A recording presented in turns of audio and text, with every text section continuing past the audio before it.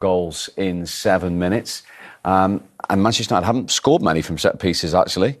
Nice to see a goal from a defender and sharing these goals around. It is, and it's normal to score from a set piece for defender.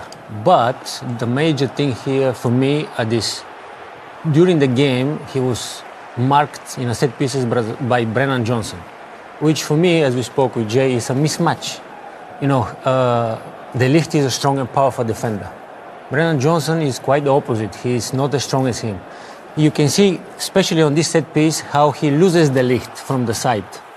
And then he is free to score that header. Of course, we can argue the goalkeeper can do better as well by pushing the ball out of the back of the net. But speaking from experience, sometimes when your header is so powerful, your reaction time is short, so you don't have time to quickly react. But the major thing for me is that Brennan Johnson was marking De Ligt in that so much. Which is a little bit surprising because Spurs have conceded a fewer goals from set pieces in the Premier League. 100%. They're second. Yeah, they've been good defending set pieces, but the whole setup, Brennan Johnson can't be marking De Ligt. You know, it is a mismatch. You know, he's twice his size.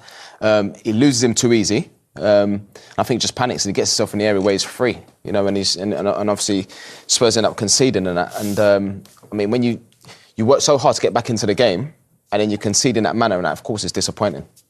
And the way they got back in, I mean, the game seemed to be drifting away from Tottenham at 1-0 down, and then bang, from nowhere, 2 in 7 minutes. Yeah, but like I mean, it's a transition. It's a transition. Odegaard does really well here, to be fair. You know, it's just like sort of like drop of the hips, brilliant. And he plays out to Udogie, but there, you look at it there, there's some, Man United got bodies in the box, but it comes in, I mean, this is your goal, Jay. Yeah, it's so, you know what, John, I like about this, the turn, it's calculated, like he knows what it's not, because when I first saw it, I thought maybe it's a bad touch, but you see him here, I mean, the ball goes wide, and it's just such a good touch. You know, he means to do it, and, you know, you see here, but even so, I just feel like, I spoke before to Berber, I said about, when I played against Ferdinand and Vidic, and you know, if you got the better of the first man, the other man would always cover. And I just think when you look at it here, I've just felt like Luke Shaw maybe, because when the ball goes wide, you're defending the box. When the ball goes in the box, you're defending the goal. I just thought maybe he could have sort of like covered and tried to block. But saying that, it's an amazing turn and finish. How clever was Richarlison then for 2-1? Oh man, ugly goal for sure. Ugly goal. But sometimes these type of goals are the most precious that you can score. And it was a typical centre-forward goal at the right moment, the right positioning, following the game, positioning your body in the proper way that you be ready for the ball. And I don't think he even scored with a header, probably a shoulder or something like this, but he was right there where he's supposed to be and following. So that was one centre-forward at one end, but I must ask you, at 1-1, Benjamin Šeško, on as a substitute, and actually came off injured in this as well. How big a moment was this for him and for United? Because if this goes in, he makes his confidence sky high, doesn't he? Yeah, and we used to be strikers as well, and I want to be supportive, sympathizing with his situation. Yes, he needed to do better here, maybe take the ball more to the left foot, so this way eliminated the defender. We cannot take away from the tackle of Mickey van der Ven as well, great tackle, but maybe that lack of confidence, playing minutes, that affect a player, and then when you get injured out of it, then it shows that you are maybe not ready to step into the game at full speed. And I said that. I said before the game, at the top of the show, I said that for a centre forward, when you've rested, dropped, whatever it is, you're not in a team and you're disappointed, but make sure you're ready to come on because you can change the game. You know, you get a moment, you get a chance where you can change the game. And I felt like that's his chance. I'm not saying it was an easy chance because it was a great tackle, but at the same time, when you go through like conviction and if you're scoring goals for fun and you're in the group... Oh, yeah, probably he's going to score. It's the first touch always makes the goal. And the first touch, if you take the ball off the line, away from the defender, then you can go and finish. But when he watches it back, he'll be disappointed at that because it didn't actually have a shot at goal. So yeah, and obviously he ends up getting injured. But that's why you have to be ready to come on and make an impact. So let's get the shoulder goal out of the way then. You describe it as ugly, but it was a huge goal for Tottenham at the time and for Richarlison as you saw his reaction. Some of the most important goals are the ugliest one. But again, the right moment at the right time. Look at him. He's following and waiting for the ball.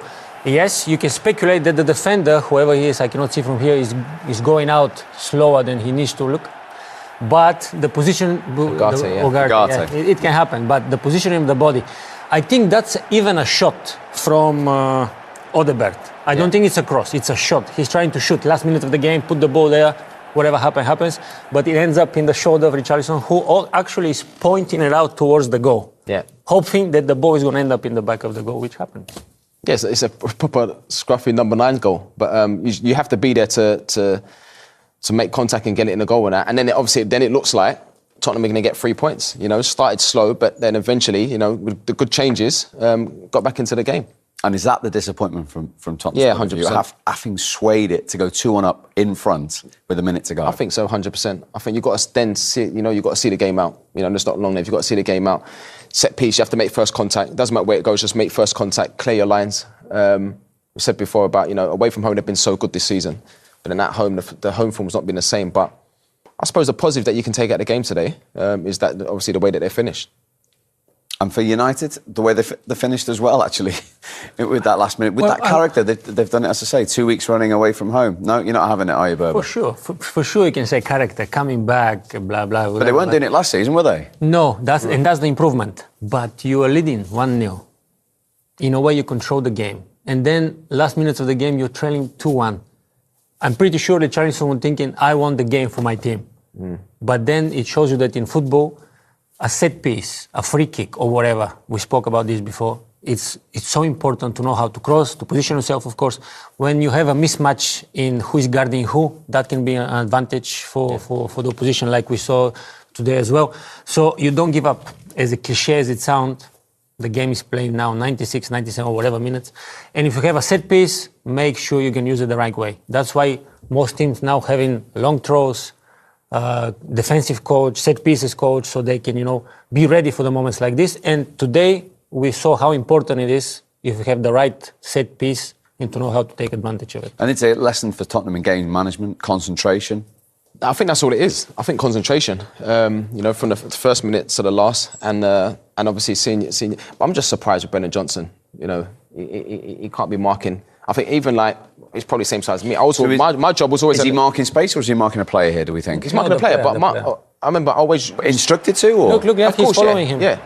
He's trying to see where he is. Yeah. But then you have to, and it's horrible when you're in there, but you have to stay with your man. And even if you're not going to win the header, but you have to try and bump him so that he doesn't get a clear header at goal. But Jay, of course, I don't think it's his fault. Probably the manager or whoever makes the set pieces says you need to mark De Ligt today. Yeah.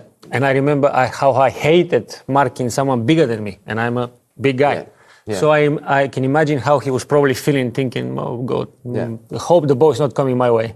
Yeah. No. It is like that. Mismatch. Shouldn't be marking him. Interesting. From United's point of view, the positive is they've scored in 7 games in a row, but they've still kept just 1 clean sheet all season. And they probably work on this as well, for sure. From striker perspective, though, defensive-wise, yes, that's why I was so surprised. We were watching the game, it was like 5-4-1. Very difficult to break in. But obviously, sometimes you find the necessary tools to score 2 goals, and then you need to score another one. But from striker perspective for United today, for example, like we spoke about Sesko, Cunha also didn't have a good day at the office as well. But there were players shining here and there, but most of them, I'm pretty sure, on the way back to Manchester will be disappointed with what happened today. And they'll have injuries to Šeško and Maguire as well, by the look of it as well. Yes, we forget about that. Yeah, Maguire, who's been really, really great in the back, also hamstring or something happened. But sometimes that's the chances you take when you play games, and you need to rotate, to rest, especially with rotation. Sometimes you get going, but then the coach or the manager is like, you're going to rest today. Yeah, and then, exactly. Then you lose your momentum. Then you need to be ready to come in. You're not prepared. Another injury. Bad season. Another home game in the league, not won. They haven't won since Thomas Frank's only home win in the Premier League against Burnley. Yeah, but you can tell by the body language of the players. Richarlison was on his knees. No, even though didn't lose. You know, if you can't win, don't lose. Didn't lose. But at the same time, these players know. You know what? This is our pitch. This is our ground. You know what I mean? So, you know, you got to give the. We said before against Chelsea, the fans were quiet. The fans are quiet again today. But you have to perform. You know, the fans come to watch you. You just have to perform to get and at the end, the atmosphere was completely different. But you've come into the game too late. So, yeah, but they have to find a way to win it. Exactly, because if Spurs started the game the way they started the first 10 minutes of the second half, and the last probably 5 or 10 minutes in the game, the last minutes of the game, then they will have more chances of winning that game today, because the first half Spurs were not there. No. The 10 minutes of the second half, they attacked, they wanted to show intent that we're going to try to do something, and they did eventually. But they need to start the game on the right foot. Otherwise, that consistency will never be there, and it's going to be season again of up and down, up and down. The same goes for United, in my opinion. Just Arsenal away and PSG away next for Tottenham. Don't come easy, does it? Mind you, they've got the best away record in the league. So. Yeah, exactly. And you've seen, even Thomas Frank, when he was at Brentford, these teams away from home are solid. You know, don't look like they're going to concede and that. And then they've got good players. You saw the subs tell that. The subs that come on, Odegaard that come on and made the difference in the game, made an impact. That's what you got to do when you come on. But there's some tough games coming up now. United are home to Everton next, who we will... Well done, first goal of the season. What a time to get it. Yeah, I think it was on the right time. Luckily we got a point here. I think we deserved more the way we played. Maybe the second half, I felt like we were a little bit tired, especially in the beginning. We didn't really get the chance to get out of our half. And then obviously it's waiting until they have, the first goal, I think it's a little bit lucky. I blocked the ball, it goes in. It's a difficult situation. I'm a little bit upset about that. But in the end, I'm really proud of the team, how we fought back. And in the end, get a point in a quite a difficult stadium. Look, were you a little bit shell-shocked to go 2-1 down, that Richarlison goal, and then you've got a couple of minutes? But what does that show about this United that you still found a way? Well, I think it's the same as last week. I mean, last year we lost against Forest 1-0. Last season we lost against Tottenham 1-0. And today and also last week you see that we still have the fire in our belly to get a point, to get a goal, even with 10 men. And that way I'm really proud of the team. And the season is long, so in the end, if you don't lose these kind of games, it's always more important than how to say, drawing is more important than losing. So it's fine. Well, look, it's 5 unbeaten now this season for you guys under Amorim. What has been the turning point?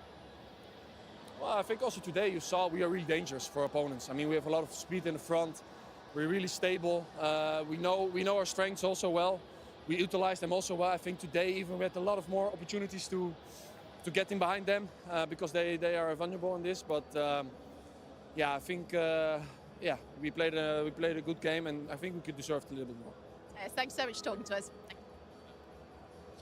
Now in the table, it started really slowly, this one. It was almost a bit boring early on in this one. It took a while to get going, but what a brilliant finish it was. Now you've had time to reflect on it, Peter. Who do you think is going to be happier with the points?